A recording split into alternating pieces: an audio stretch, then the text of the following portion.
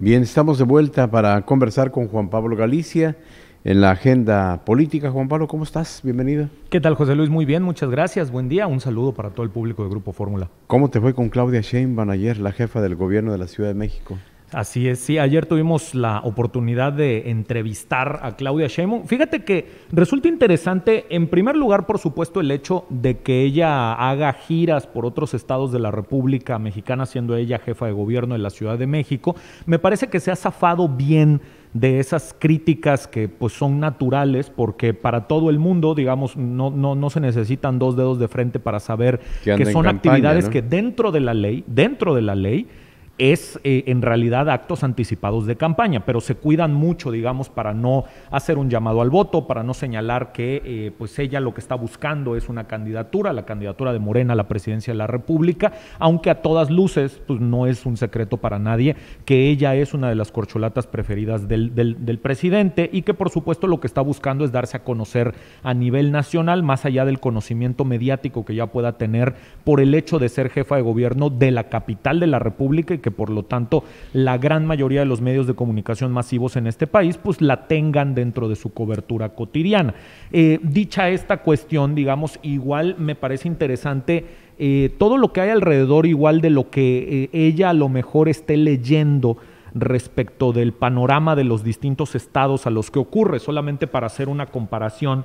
Por ejemplo, cuando hizo su visita al estado de Tabasco, y esto fue el fin de semana pasado, más bien el antepasado, el fin de semana antepasado, ella hace una visita a la entidad de la que es originario el hoy presidente de la República y también uno de sus rivales dentro de este concierto de corcholatas, el secretario de Gobernación, y ella le da entrevista únicamente a un medio de comunicación, uno de los medios de comunicación favoritos del presidente, y además en el caso del estado de Tabasco, digamos, ella llegó prácticamente a llevar a cabo estas actividades de campaña y de promoción personal suya de manera también hasta con pincitas, de una manera casi muy fina, porque no hay que perder de vista que cuando se da un cambio, la salida, digamos, del gobernador entonces Adán Augusto López para que entre Carlos Manuel Merino, se queda mucha gente de varios, digamos, de las corcholatas metidas en el gobierno de Tabasco,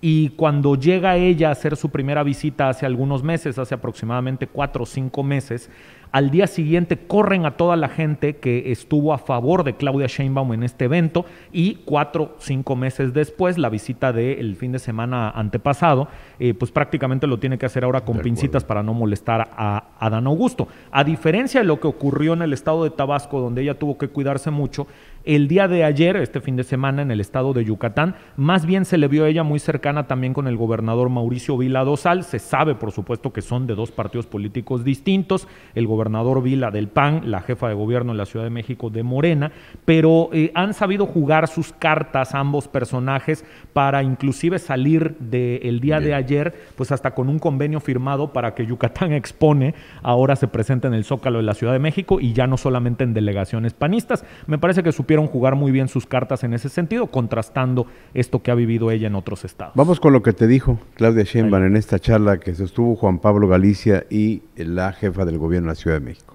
Hola, ¿qué tal, amigos de Radio Fórmula y Telefórmula? Muchas gracias por estar con nosotros y tenemos aquí, como ya pueden ver, a la doctora Claudia Sheinbaum. Ella es la jefa de gobierno de la Ciudad de México. El día de hoy, este fin de semana en el que estamos haciendo esta entrevista, ella participó en la firma de un convenio marco con el gobierno del estado en materia turística y también participó en un evento en la Unidad Deportiva La Inalámbrica, en una conferencia en la que habló de las obras de gobierno. Doctora, primero que nada, muchas gracias por estar con nosotros. Muchas gracias. Ustedes. ¿Qué tal su estancia en Yucatán? Bien, muy bien recibida. Muchas gracias. Doctora, de entrada para preguntarle el tema de coyuntura que a nivel nacional y también a nivel local se ha estado comentando es la reforma política, el llamado Plan B, luego de que la constitucional no transitara en el Congreso.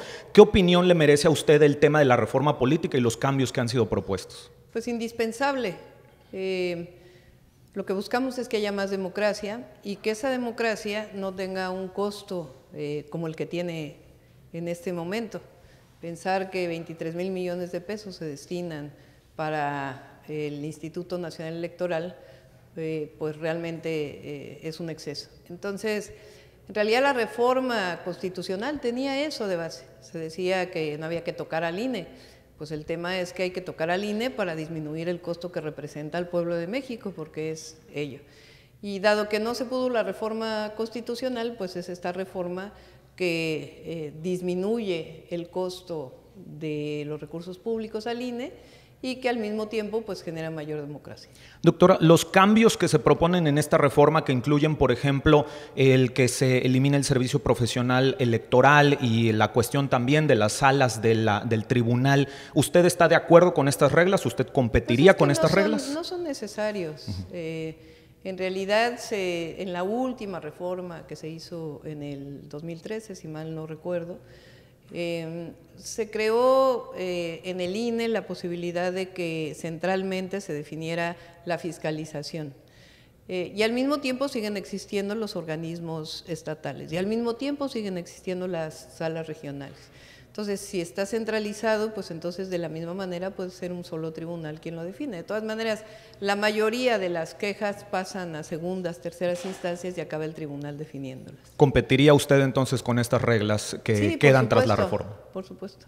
De acuerdo. Doctora, ¿qué opinión le merece el hecho de que se esté comentando y especulando que la jefatura de gobierno de la Ciudad de México sea una moneda de cambio para permitir que en el Senado pues el coordinador parlamentario digamos pueda mantenerse dentro de las filas de Morena y puedan transitar las reformas del presidente? No, en Morena no hay monedas de cambio, lo que hay es democracia interna y se define a través de las encuestas, que es la manera en que está establecida en los estatutos.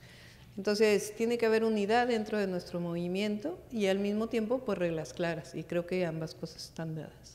Hablando del tema de reglas claras, otros aspirantes a la candidatura presidencial de Morena han propuesto esta cuestión de que haya debates entre las llamadas corcholatas por el presidente de la República. ¿Usted estaría de acuerdo con esta propuesta, tomando en cuenta que incluye no solo debates, sino también renunciar a los cargos?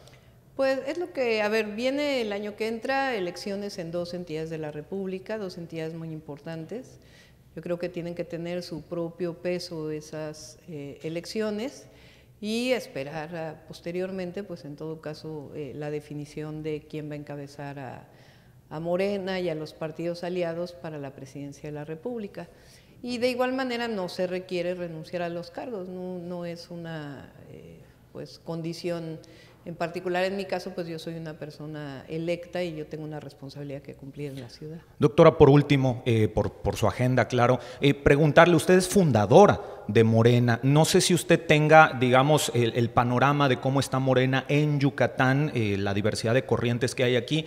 ¿Quién es el referente o cuál es el referente de Morena que tienen ustedes en Yucatán, tomando en cuenta, digamos, que este no es un estado que actualmente se gobierna? De cara al 2024, yo me imagino que también estarán buscando contar con personajes que puedan ser referentes igual en estas entidades. Sí, no tenemos un referente en particular. Nosotros creemos que la cuestión interna tiene que definirse internamente y quien quiera apoyar en su momento para la encuesta, pues tomará esa definición. Nosotros tenemos que garantizar la unidad, tanto en las entidades como a nivel nacional. Doctora, muchísimas gracias por esta entrevista. La doctora Claudia Sheinbaum, nosotros regresamos al estudio. Muchísimas gracias a todo el público de Radio Fórmula.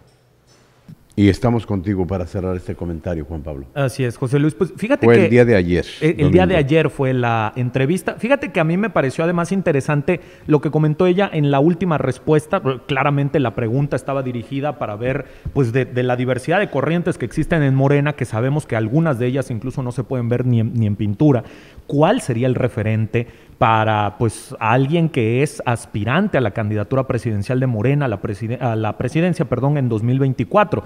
Y en ese sentido, digamos, su respuesta por supuesto fue muy política, no le levantó la mano a ninguna de las corrientes locales de Morena en Yucatán, pero pues sí hay que considerar que, por ejemplo, en otras entidades donde tampoco gobierna Morena, como el Estado de México, ya existe un claro referente, que es la profesora Delfina Gómez, que incluso va a ser la candidata de ese partido político a la gubernatura en el 2023, con un año de anticipación. Entonces, sí va a haber, me parece a mí, un momento en el que tengan que definirse no solamente las corrientes morenistas locales respecto de a quién apoyan en la candidatura presidencial en 2024, que ayer vimos a muchas personas, por ejemplo, las diputadas de Morena en el Congreso del Estado, pues estaban claramente apoyando allí a la jefa de gobierno en la Ciudad de México, pero también va a tener que llegar el punto en el que las corrientes nacionales y las corcholatas, quede quien quede, van a tener también que contar con algún referente o designar algún referente aquí en Yucatán, y creo que eso va a ser muy interesante de ver probablemente a lo largo del próximo año para pues darle un poquito de orden, digamos, a lo que todavía se percibe como un desorden en Morena, Yucatán, ya con Alfa Tavera al frente, recordando esta situación hace algunos meses. Bien, pues atentos, ahí están definiéndose también posiciones de los seguidores en el plano local. Gracias, Juan Pablo. José Luis, muchísimas gracias. Un saludo a todo el público de Grupo Fórmula. Excelente inicio de semana para todas y todos. Estamos en @JPGalicia en todas las redes sociales para quien quiera seguir con la conversación.